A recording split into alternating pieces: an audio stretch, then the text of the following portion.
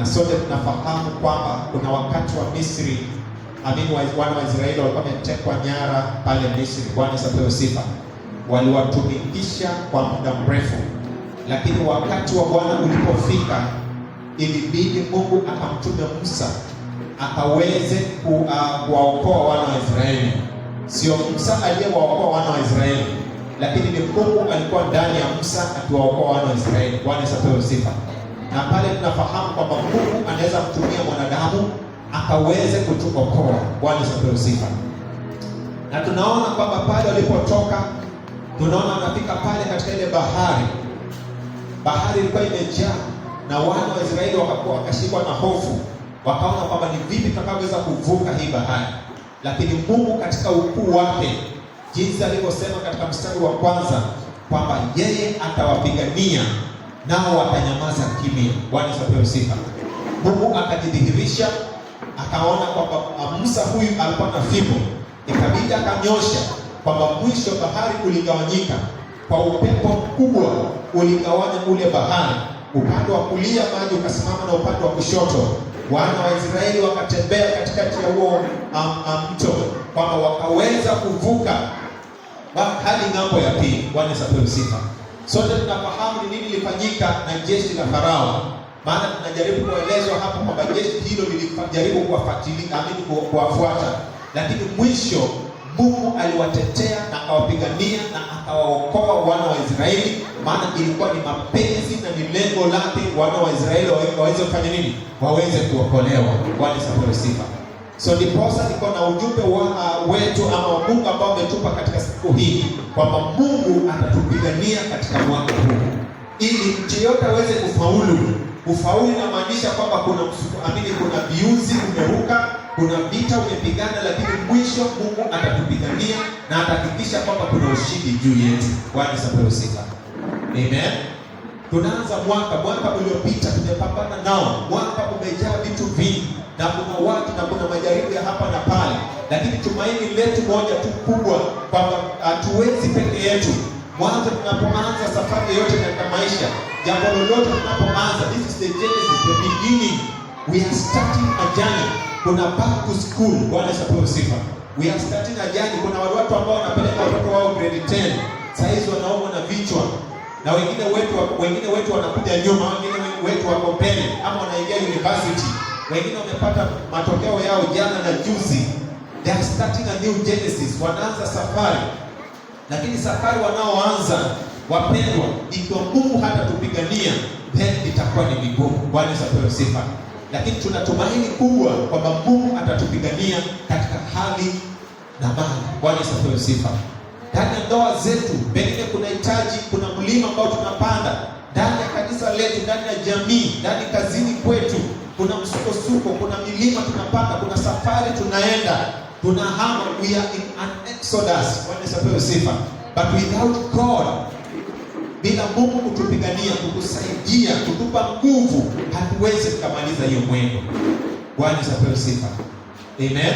So ndo maana ujumbe huu wa kwanza, tunapoanza safari ya mwaka mpya, tunaomba Mungu atusaidie kwamba tusitembee peke yetu, tutembee na nani?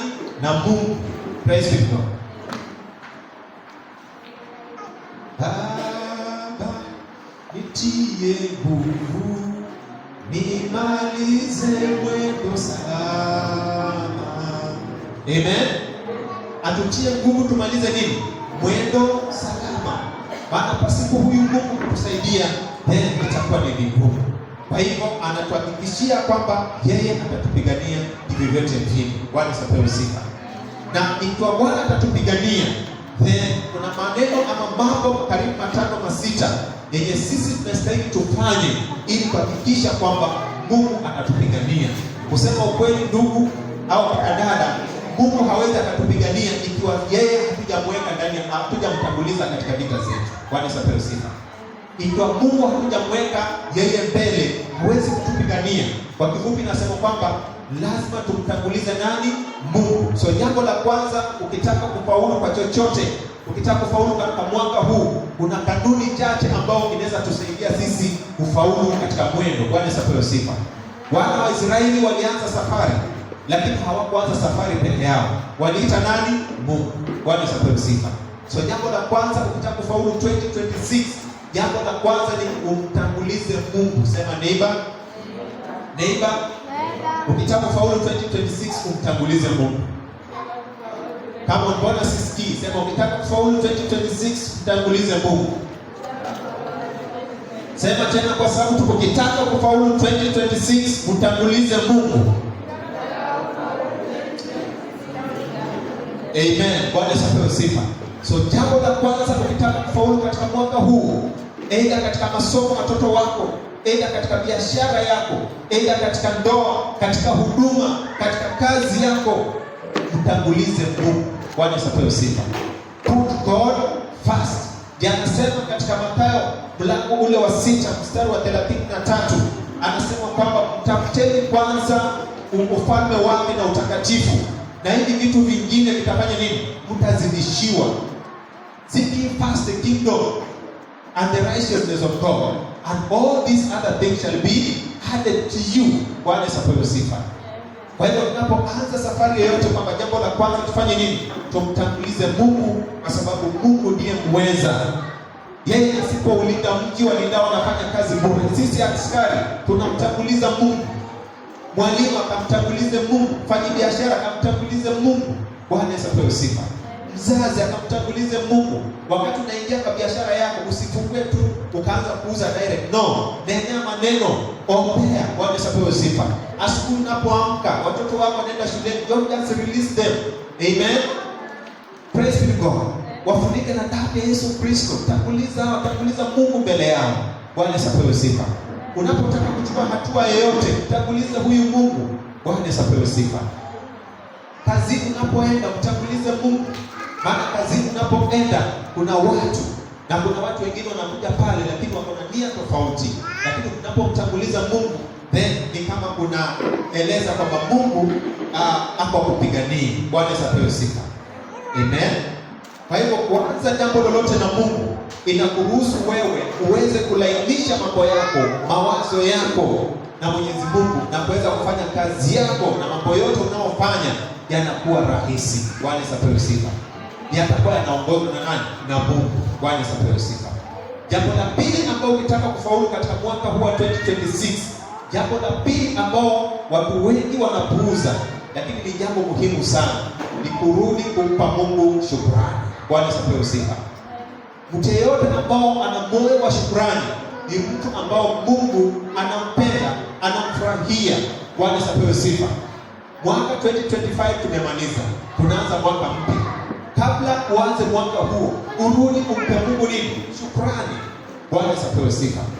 Na ukuwe na moyo wa kushukuru. Wapendwa, mara nyingi shida inapotokea, tunapokuwa katika hali ngumu, tunaanza kufikiria maovu na mabaya ambayo tumefanya. Si ni kweli? Tunaanza kuangalia ukosefu wetu. Si ni kweli? Tunaanza kuangalia uhitaji wetu, lakini atuangalii mema yenye Mungu ametutendea. Amen. Madam aliimba akasema, count your blessings, name them one by one. Count your blessings, see what God has done. Count your blessings, name them one by one. Count your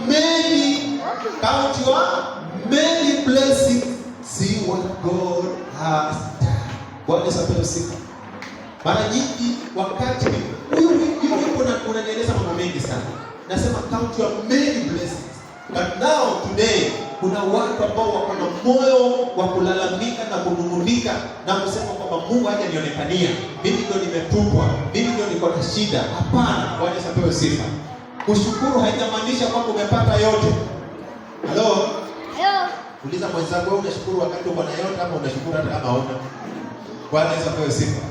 Jamani, tunashukuru wakati hata hauna, si kweli? Na wewe uko na sababu ya kushukuru hata kama hauna ile kitu ambacho ulitarajia kupata. Si kweli? Wengine wetu tulitarajia, kila mmoja nikimwambia leo atueleze ulitarajia kupata nini 2025. Utatueleza kwamba tulipata hii, kapata hii, lakini sikupata hii. Lakini swali ni sababu uko na sababu ya kushukuru Mungu. Kwa sababu hata kama ukupata 100% lakini ulipata 50 ama 70%, kwa nini? Kwa sababu ya kushukuru Mungu. Bwana apewe sifa. So kwa kifupi nasema kwamba nitaka kufaulu kuwa na moyo wa shukrani. Bwana apewe sifa. Kuna rafiki wangu mpaka tulikuwa tunamuitia maneno matatu. Yeye all the time hakuna kitu ya maana alikuwa anaona. Hakuwa na sababu ya kushukuru Mungu. All the time kazi yake ilikuwa ni mambo matatu. Yeye alikuwa ni mtu wa kukula, kulala na kulalamika. Akiamka asubuhi anataka kukula, na kabla kule analalamika.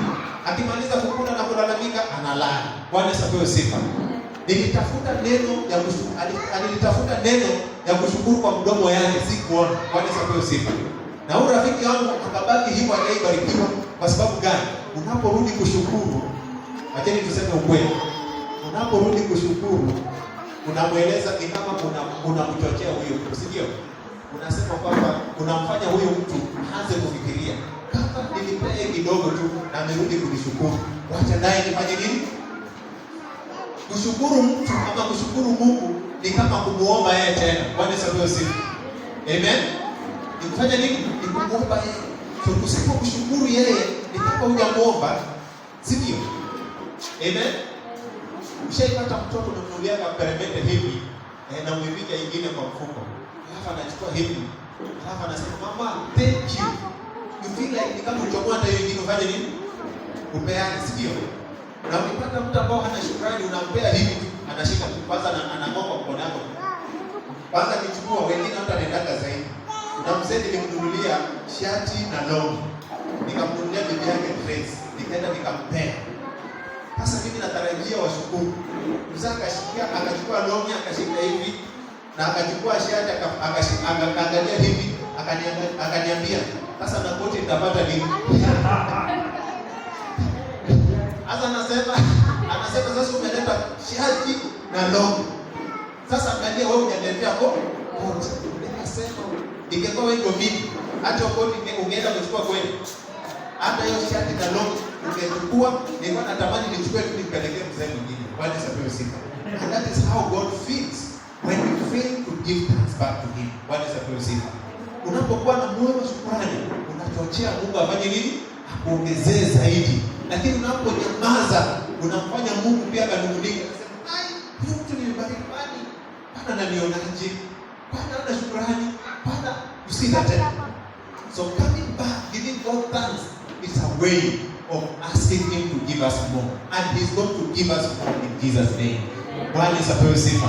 Naamini kwamba 2026, number 1 tutatanguliza nani? Mungu. Number 2 tutafanya nini? Tutakuwa na moyo wa shukrani. Bwana apewe sifa.